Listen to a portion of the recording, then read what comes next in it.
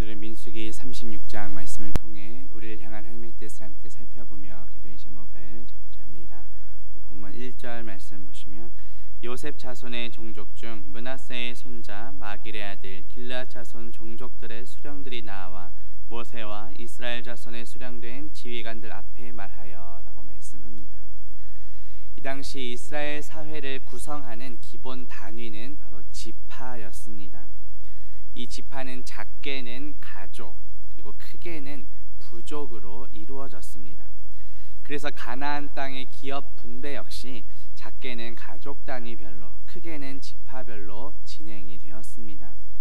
당시에는 가부장적인 체제였기 때문에 가족 중에 대표할 만한 남자가 전혀 없을 경우에는 그 권리를 보장받을 수 없는 이러한 문제가 생기게 됩니다. 그래서 우리가 지난번에 살펴본 것처럼 민수기 27장에서 슬로브앗의 딸들이 남자 상속자가 없었기 때문에 자신들도 여자들도 상속권을 부여받을 수 있게 해달라 이렇게 요구한 내용을 우리가 살펴보았습니다. 그리고 그 결과 슬로브앗의 딸들이 기업을 받게 되었습니다. 그런데 여기서 또 문제가 생깁니다. 이렇게 기업을 상속받은 딸이 혹시나 다른 지파의 남자와 결혼을 하게 된다면 그 상속받은 기업 역시 결혼한 그 남자가 속한 그 다른 지파로 넘어가게 되기 때문에 이러한 문제가 또 생기게 되었습니다. 이 당시에 여자는 결혼을 하면 남자의 소유로 간주가 되었습니다. 모든 권한을 남편에게 위임할 수밖에 없었습니다.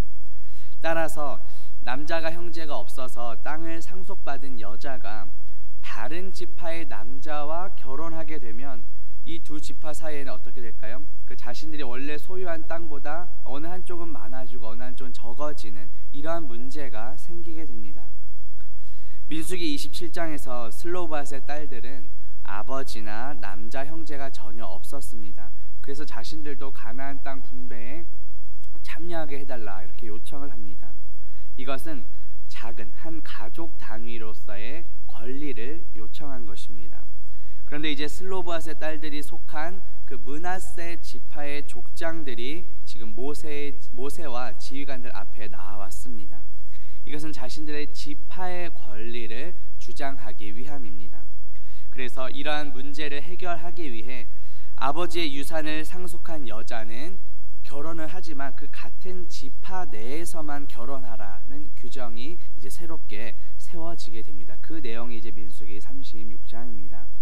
본문 2절 말씀 보시면 이르되 여호와께서 우리 주에게 명령하사 이스라엘 자손에게 제비 뽑아 그 기업의 땅을 주게 하셨고 여호와께서 또 우리 주에게 명령하사 우리 형제 슬로브앗의 기업을 그의 딸들에게 주게 하셨은지이라고 말씀합니다. 기업의 땅을 주신 분이 누구십니까? 바로 여호와 하나님이십니다.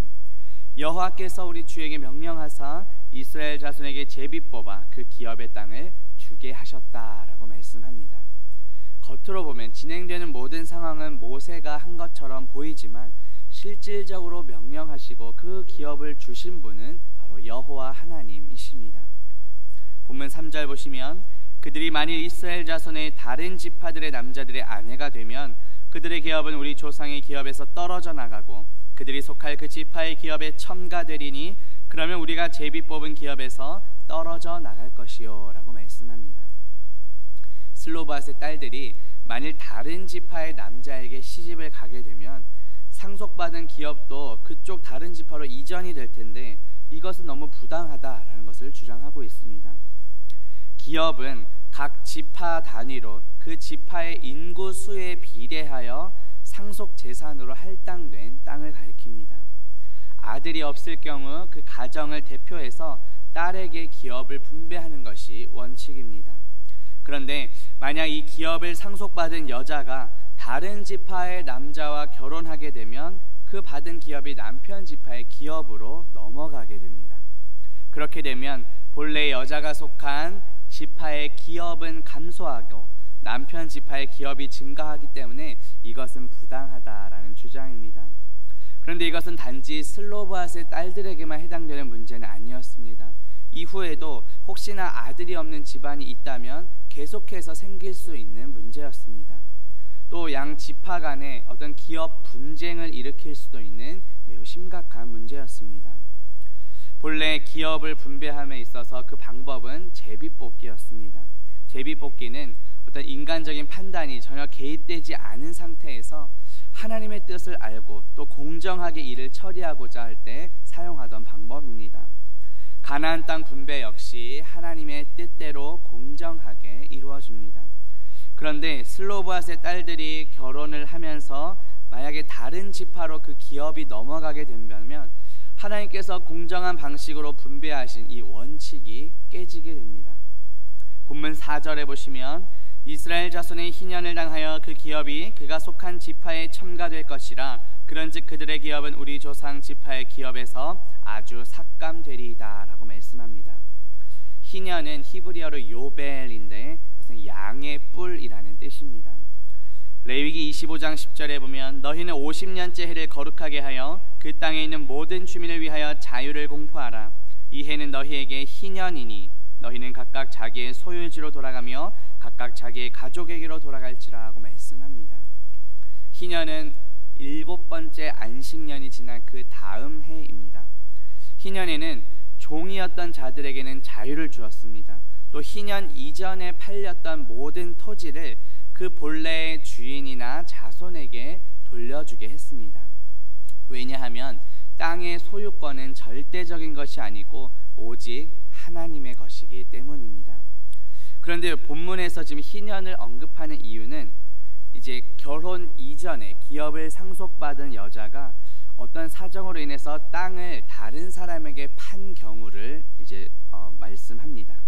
이런 경우에 이제 희년이 되면 원래는 본래 주인인 여자에게 땅이 돌아가야 하는데 그때 그 여자가 다른 지파의 남자와 결혼한 상태라면 그 땅이 남편의 지파로 귀속된다는 뜻입니다.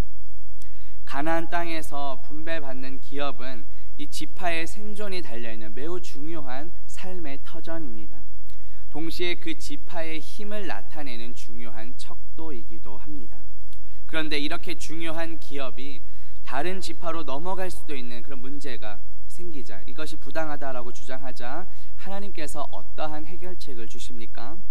본문 6절 말씀 보시면 슬로보앗의 딸들에게 대한 여호와의 명령이 이러하니라. 이르시되 슬로보앗의 딸들은 마음대로 시집 가려니와 오직 그 조상 지파의 종족에게로만 시집 가라고 명령하십니다. 여기서 마음대로라는 이 말은 좋다라는 단어와 눈이란 단어가 결합된 것입니다. 다시 말해 그들의 눈에 보기에 가장 좋은 사람에게 결혼하라는 뜻입니다. 이것은 결혼 당사자가 배우자를 선택하는 데 있어서 자신의 의견과 또 사랑하는 마음이 가장 우선됨을 보여줍니다. 그런데 여기에 한 가지 조건이 있었습니다. 자기 조상의 지파, 그 종족 내에서만 신랑감을 골라야 했습니다.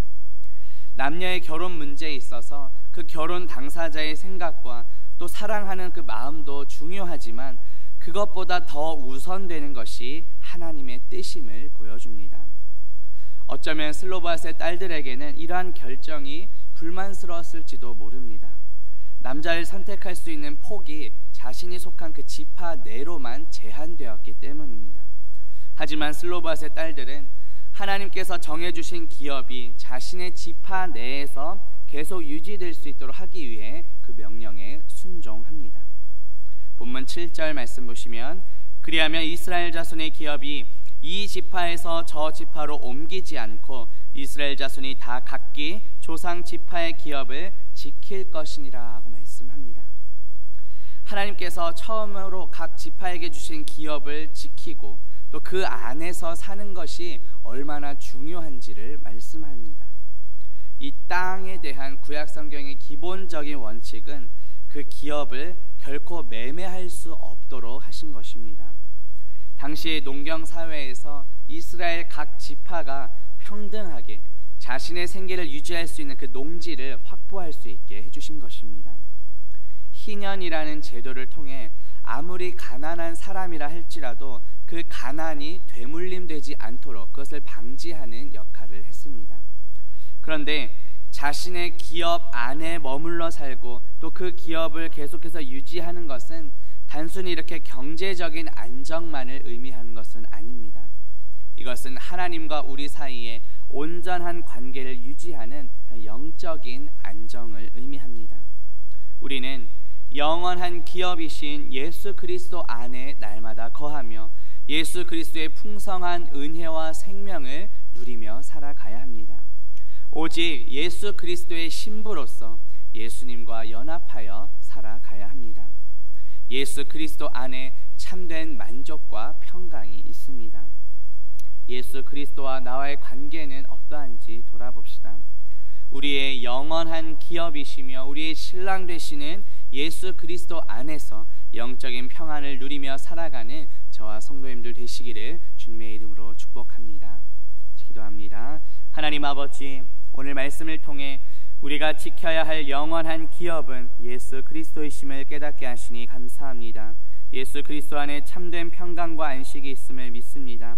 날마다 우리의 신랑 되시는 예수 그리스도 안에 거하며 예수 그리스도의 풍성한 은혜와 생명을 누리며 살아가는 우리 모두가 되게 하옵소서. 예수 그리스도의 이름으로 기도합니다. 아멘.